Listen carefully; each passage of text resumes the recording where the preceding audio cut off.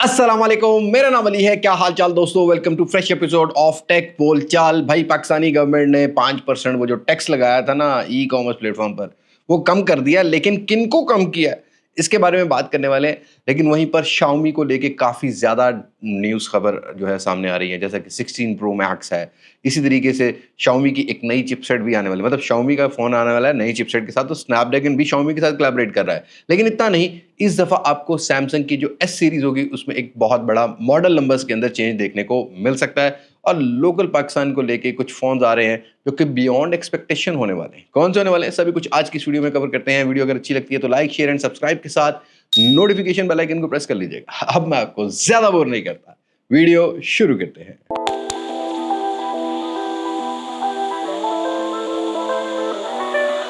अब सबसे पहली टेक बोलचाल की बात करें तो आप लोग खबर सुन रहे हो कि भाई टीमू से परचेजिंग कर लो, अली एक्सप्रेस से कर लो, दराज से कर लो, क्योंकि गवर्नमेंट ने 5% टैक्स कम कर दिया है। भाई ये अभी एक मीटिंग हुई है जिस पर एफबीआर ने वो जो टैक्सेस लगाए थे ना उसमें 5% की रिलैक्सेशन सिर्फ और सिर्फ जो फॉरेन ई कॉमर्स प्लेटफॉर्म्स हैं, जैसा कि मैंने बताया ना, टीमू है, अली एक्सप्रेस है, इस तरह की एप्लीकेशन पर 5% की छूट दे दी है। मतलब जितना डॉलर पे जितना बार पे दो। लेकिन वहीं पर जो लोकल स्टार्टअप्स हैं उनका 18% टैक्स जो है ना उन पर स्टिल लग रहा है। अब लोकल स्टार्टअप के लिए ये एक बहुत बड़ा नुकसान का लेवल हो जाएगा, क्योंकि इंटरनेशनल मार्केट को एक तो compete करना मुश्किल है। दूसरा, अगर वो टैक्स जो है 5% कम कर दिया जाएगा तो हाउ कुड लोकल स्टार्टअप जो हैं वो compete करेंगे आज के प्राइस सेगमेंट्स को। तो राइट ना उन लोगों के लिए तो थोड़ी सी चलो मज़ेदार खबर हो जाती है जिन्होंने भाई टीमू वगैरह से परचेजिंग करनी है। वैसे टीमू की वैसे भी अभी चीज़ें बहुत ज़्यादा ओवर प्राइस हो गई हैं। लेकिन फिर भी अगर कोई प्रोडक्ट पाकिस्तान से नहीं मिल रही है, आपको किसी भी e commerce platform international market से मिल रही है, तो उस पर 5% तो चलो आपको फायदा हो जाएगा। लेकिन वहीं पर जो लोकल स्टार्टअप्स बन रहे थे जिनसे ज़्यादा बिजनेसेस जनरेट किए जा सकते थे, जिससे एफबीआर को ज़्यादा रेवेन्यू, क्योंकि उसने यहीं से परचेज करना, यहीं पर बेचना, यहीं सब कुछ करना, उसको कोई रिलैक्सेशन नहीं दी गई है। आई थिंक इस चीज़ को ज़्यादा सीरियस लेने की ज़रूरत है, क्योंकि हम जब तक लोकल स्टार्टअप्स को प्रमोट नहीं करेंगे, how could we compete with international market. आप मुझे बताएं आपकी क्या राय है इस बारे में, do let me know in comment section. अब भाई इस 5% की खबर से हट के अगर देखते हैं तो पाकिस्तानी इंडस्ट्री काफ़ी ज़्यादा डेवलप होने की एक नगर पे डगर पर कोशिशें कर रही है। अब ये खबर पाकिस्तानी गवर्नमेंट या पाकिस्तान की मार्केट को लेके है, जहाँ पर पाकिस्तान के अंदर बहुत सारे स्टूडेंट्स को ट्रेन किया जा रहा है अपना चिपसेट बनाने के लिए। जी हाँ दोस्तों, इस खबर की अगर सही हेडलाइन हो ना तो उसको हम ये कह सकते हैं कि पाकिस्तान जो है ना वो एक अपनी चिपसेट बनाने जा रहा है, जिससे पाकिस्तान के अंदर लोकल मैन्युफैक्चरिंग में भी फ़ायदा होगा, जिससे लोकल स्टार्टअप्स को भी फ़ायदा होगा, जिससे लोकल जो इंडस्ट्री है, इलेक्ट्रॉनिक इंडस्ट्री है, उसको भी फ़ायदा होगा। लेकिन इसको अभी टाइम लगने वाला है, बिकॉज इनिशियल स्टेजेस में कुछ कंपनीज़ हैं 12-13 जो अभी फ़िलहाल ट्रेन कर रही हैं स्टूडेंट्स को। फिर उसके बाद बाकी सारा सिलसिला सीधा होगा, उसमें समझ आएगी इनको कि भाई इसके लिए फ्रेश वाटर कितना लगता है चिपसेट बनाने के लिए और किस आर्किटेक्चर पर ये चीज़ें बनानी है। लेकिन अगर खबर की हद तक देखा जाए तो पाकिस्तान के अंदर ठीक है, डिजिटलाइजेशन को लेके अब बहुत सारी पॉलिसीज़ बनाई जा रही हैं, लेकिन मुझे लगता है कि इन पॉलिसीज़ को थोड़ा ज़्यादा तेज़ कर देना चाहिए। इन पॉलिसीज़ के अंदर जो इम्प्लीमेंट करने हैं गवर्नमेंट को, उसको ज़्यादा तेज़ कर देना चाहिए, क्योंकि अगर आपने आज के टाइम में दुनिया में सर्वाइव करना है तो आपको आईटी की अंदर सर्वाइव करना पड़ेगा और उसमें रेवोल्यूशनरी चेंजेस लाने पड़ेंगे, चाहे वो चिपसेट मैन्युफैक्चरिंग हो, चाहे वो एआई एजुकेशन हो। आपको लोकल एजुकेशन सिस्टम में ये सारी चीज़ें डालनी पड़ेंगी। उसके बाद ही आपको 5-10 साल बाद इसके रिजल्ट जो है वो देखने को मिलेगा। फाइनली अच्छी खबर है कि पाकिस्तान अपनी लोकल मैन्युफैक्चरिंग चिपसेट बनाने जा रहा है। वेल दोस्तों, ये खबर है सैमसंग की तरफ से और ये सैमसंग यूजर के लिए एक अच्छी खबर भी हो सकती है, बिकॉज सैमसंग दुनिया का पहला चिपसेट लाने वाला है जो कि 2nm फैब्रिकेशन प्रोसेस पर बनाया गया होगा। सबसे छोटी फैब्रिकेशन प्रोसेस।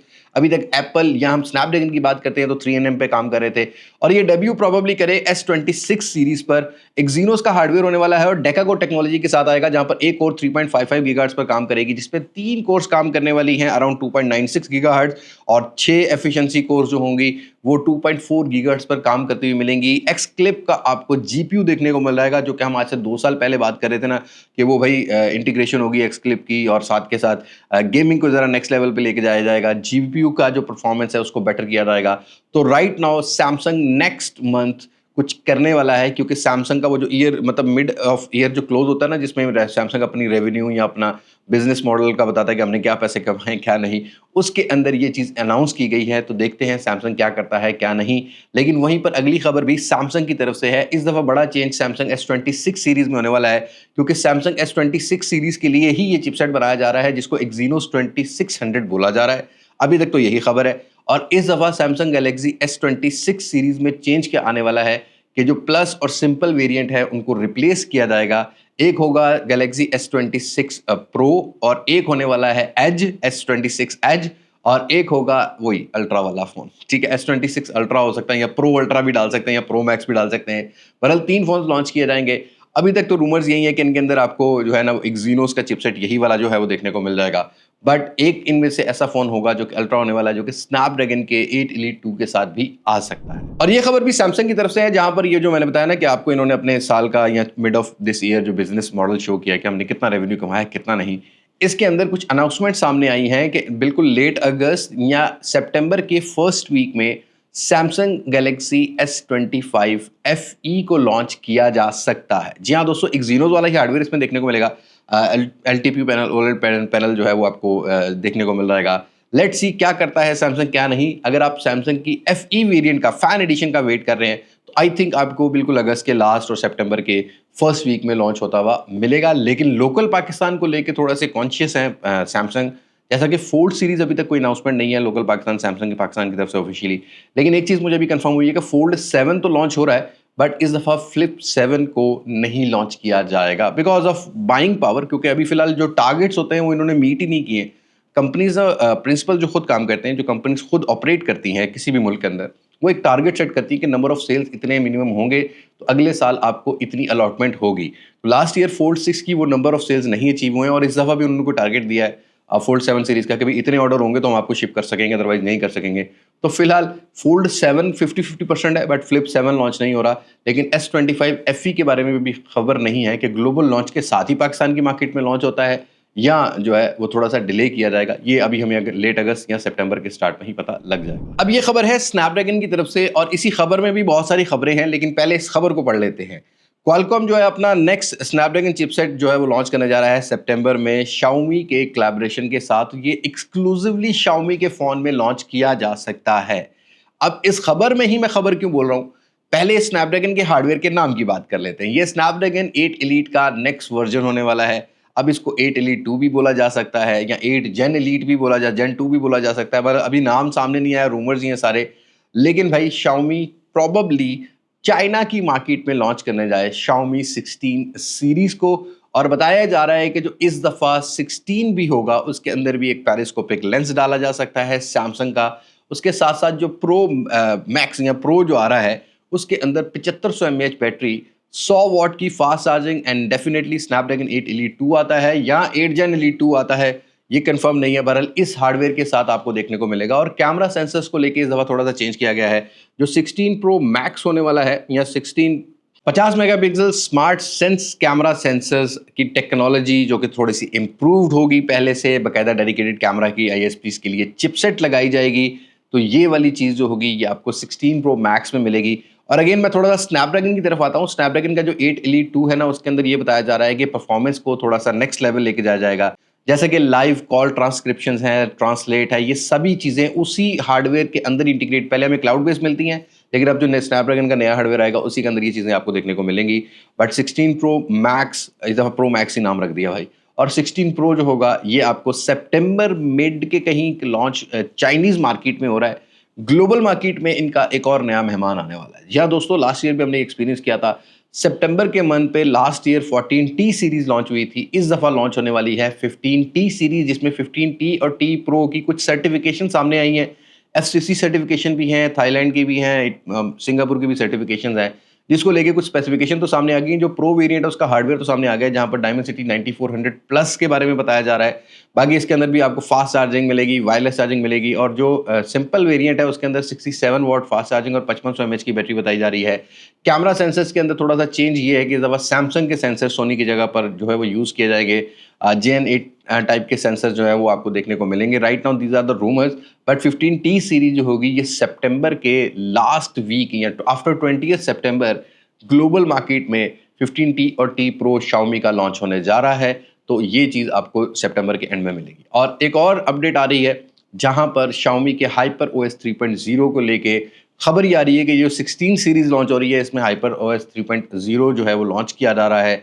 अगेन इस लॉन्च के साथ ये out of the box Android 16 के साथ जो है ना जो डिवाइसेस लॉन्च होंगी। अब मुझे 15T सीरीज का तो नहीं पता कि उसके अंदर ये मिलता है कि नहीं मिलता, पर चाइनीज वेरिएंट के अंदर जो है ना ये लॉन्च किया जा रहा है। अगेन थोड़ी सी एनिमेशन स्मूथर करती हैं, थोड़ा सा एप्पल वाला टच देती है, मतलब वो डायनामिक आइलैंड भी है और वो थोड़ी सी ग्लास फील जो है वो आपको यूआई के कुछ जो आइकन्स होंगे उसके अंदर आपको देखने को मिल जाएगी। तो डेफिनेटली HyperOS 3.0 की अपडेट आ रही है और ये रोल आउट होगी। कुछ इन मॉडल से स्क्रीन पर मॉडल्स आ रहे होंगी, इनके अंदर आपको पहले अपडेट देखने को मिलेगी Xiaomi के फोन। और इस दफा जो गूगल की 10 सीरीज होने वाली है, इसके अंदर आपको बहुत बड़ा कोई डिजाइन में अपग्रेड नहीं मिलेगा, बस हार्डवेयर में चेंज किया जा रहा है। ऑब्वियसली मैंने पहले भी इसके बारे में बताया था कि आपको नेक्स्ट जनरेशन मिलेगा, बट प्राइस सामने आ चुकी है जो कि यूएस डॉलर में है। अब गूगल 10 के अंदर अगर हम लोग बात करते हैं तो इसकी जो स्टार्टिंग प्राइस है वो आपको $800 के राउंड मिलेगी। अगेन $256 वाला वेरिएंट $900 का है और जो प्रो सिंपल होने वाला है उसका $1000 से स्टार्टिंग प्राइस है 128 GB की, और 256 GB की प्राइस जो है वो $1100 होने वाली है। लेकिन प्रो एक्सेल की जो प्राइस है वो $1200 256, और प्रो जो होगा वो 256 से ही स्टार्ट होने वाला है। प्रो एक्सेल जो है वो आपको $1200 की स्टार्टिंग प्राइस मिलेगी। अगेन इसमें $100-200 ऐड करेंगे तो आपको 512 GB वेरिएंट मिल जाएगा। और इसी तरीके से फोल्ड भी साथ ही लॉन्च किया जा रहा है और फोल्ड की प्राइस भाई $1800, मतलब पाकिस्तान के अंदर अब जो फोल्ड फोन है ना वो 5 लाख प्लस चले गए हैं। 5 से 8 लाख रुपए की रेंज में आपको जो फोल्ड फोन्स होंगे वो आपको देखने को मिलेंगे। बाकी कुछ चेंज ये है कि इस दफ़ा जो प्रो मॉडल आ रहा है जो गूगल का 10 प्रो होगा एक्सेल के अलावा, उसमें भी इस दफ़ा पेरिस्कोपिक लेंस और ये चीज़ों को इम्प्रूव किया जा रहा है। अल्ट्रा वाइड सेंसर 13 मेगापिक्सल का है। लेट्स सी इस दफ़ा गूगल क्या करता है। और इस दफ़ा 6 महीने की आपको फ्री सब्सक्रिप्शन भी मिल रही है गूगल के कुछ AI की, जेमिनी की और बाकी सारी चीज़ों की।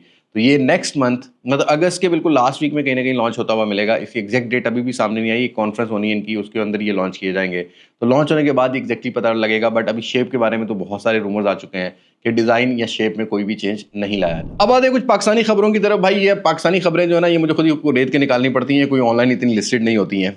पहले तो ओप्पो लॉन्च करने जा रहा है अपनी रेनो 14 सीरीज, और इस दफ़ा रेनो 14 सीरीज के तीनों फोन लॉन्च हो रहे हैं। रेनो 14F है, 14 प्रो है और 14 सिंपल जो है वो आपको देखने को मिलेगा। लेकिन बहुत सारे दोस्त सवाल ये कर रहे थे कि 14F जो होगा वो 4G आएगा या 5G आएगा। तो अब ये कंफर्म हो गया है कि 5G वाला Snapdragon 6 Gen 1 I think hardware है, उसके साथ ही पाकिस्तानी मार्केट में लॉन्च किया जाएगा।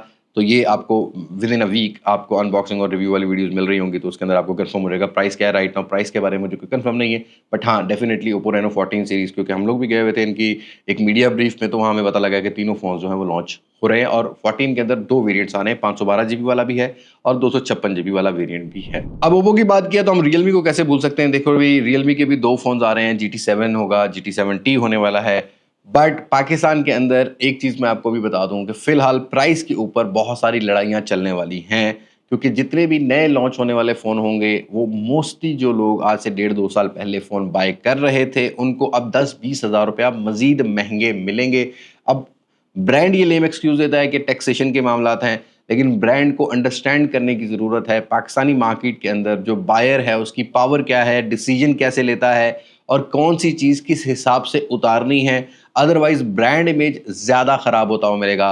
तो GT7T और GT7 पाकिस्तानी मार्केट में लॉन्च हो रहे हैं, और इसका एक ड्रीम एडिशन जो एस्टन मार्टिन वाला ग्रीन एडिशन है ना, वो भी पाकिस्तान की मार्केट में लिमिटेड लॉन्च होने वाला है, जो कि आपको 10 से 12 अगस्त को पाकिस्तानी मार्केट में लॉन्च होता हुआ मिलेगा। कुछ और खबरें हैं लेकिन वो हम लोग नेक्स्ट एक बोलचाल के लिए थोड़ी सी सेव कर लेते हैं। बस आपको इतना हिंट दे देता हूं कि भाई आने वाले टाइम में आपको इन्फिनिक्स, टेक्नो ज़्यादा एग्रेसिव नजर आएंगे एज कम्पेयर टू BB के इलेक्ट्रॉनिक्स। बट ऑनर भी ऑब्वियसली अपनी नई डिवाइसेस लाने वाला है, और ये 14 अगस्त के बाद आपको बहुत सारी डिवाइस पाकिस्तान की मार्केट में, चाहे वो मिड रेंज सेगमेंट हो चाहे वो मिड अपर रेंज सेगमेंट हो, लॉन्च होती हुई मिलेंगी। इवन जो फ्लैगशिप का बजट सेगमेंट होता है, बजट फ्लैगशिप सेगमेंट होता है, वो आपको जो है वो ऑब्वियसली अगले 10 दिनों में लॉन्च होते हुए मिलेंगे। जैसा कि मैंने बताया ना, रेनो 14 सीरीज़ है, रियलमी की GT सीरीज़ है, तो डेफिनेटली वो लॉन्च हो रहे हैं। और पाकिस्तान की मार्केट में इस दफ़ा जो है ना वो काफ़ी सारा ऑफिशियल PT अप्रूव जो चाइनीज़ वेरिएंट आ रहे हैं ना, उनका एक सैलाब आया हुआ है। उन डिवाइसेस को भी हम कवर करते रहेंगे, तो स्टे ट्यून, बहुत सारा कंटेंट मिलने वाला है। Do let us in comment section कि आपको किस प्राइस सेगमेंट का फ़ोन बाय करने में ज़्यादा इंटरेस्ट है, ताकि हम आपका फीडबैक कंपनी तक पहुंचा सकें कि भाई हाँ भाई ये मैसेज हैं पाकिस्तान की मार्केट में, ये लोग हैं, इनकी ये राय है, इस प्राइस सेगमेंट में ज़्यादा बायर है। तो सारी चीज़ें आप कमेंट सेक्शन में ज़रूर क्लियर किया करो, ताकि आपका जो ओपिनियन हो, जो आपका एनालिसिस है, वो कंपनी तक भी डायरेक्टली जा सके और हम भी आपकी बात कंपनी तक पहुंचाते हैं। So that's it. आज की वीडियो में तक मुलाकात होगी नई वीडियो में, किसी नई अनबॉक्सिंग, किसी नए रिव्यू, किसी नए कंपैरिजन के साथ। तब तक मुझे दे इजाज़त। मैं हूं अली अब्बास मासिक से, पाकिस्तान जिंदाबाद। अल्लाह हाफ़िज़।